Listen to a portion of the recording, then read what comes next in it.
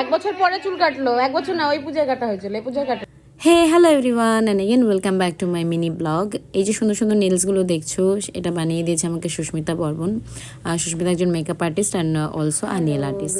তো দেখো সকালবেলা ফ্রেশ মর্নিং স্টার্ট হয়েছে আর সারাটা দিন খুবই ব্যস্ততা মধ্যেই কাটবে। তো আমি সকাল সকাল উঠে ব্রেকফাস্ট করে নিয়েছি আর সবার প্রথমে যাব আমি সুস্মিতার মেকআপ স্টুডিওতে। তো চলে আসলাম সুস্মিতার মেকআপ স্টুডিওতে আর এরপরে আমি বললাম আমাকে তাড়াতাড়ির মধ্যে করে দেয়, কারণ আমার কাছে সত্যিই বেশি সময় ছিল না আর আমি কিছু ডিসাইডও করে যাইনি।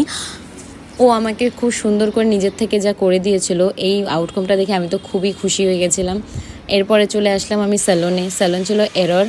তো এই দাদা খুবই ভালো হেয়ার কাট, হেয়ার ট্রিটমেন্ট, মানে ওভারঅল সব কিছু ভালো করে। তো আমার বোনরাও এসেছিলো, তো সবাই মিলে আমরা সেখানে স্যালন নিয়ে চলে গেছি মেহেন্দি পড়তে। মেহেন্দি আমি পড়েছিলাম আশা হেনা আর্টের থেকে, তোমরা ফেসবুকে সেটার পেজ পেয়ে যাবে, খুবই ভালো মেহেন্দি পড়ায়। আর জাস্ট হাফ অ্যান আওয়ারের মধ্যে আমাকে মেহেন্দি পরিয়ে দিয়েছিল। তারপরে আমি চলে আসলাম বিয়েবাড়িতে আজ ছিল গঙ্গা নিমন্ত্রণ। পরের ব্লগগুলো দেখতে অবশ্যই আমাকে ফলো করো, আর যদি ভালো লাগে অবশ্যই লাইক করে দিও। আর এই ছিল আউটকামটা।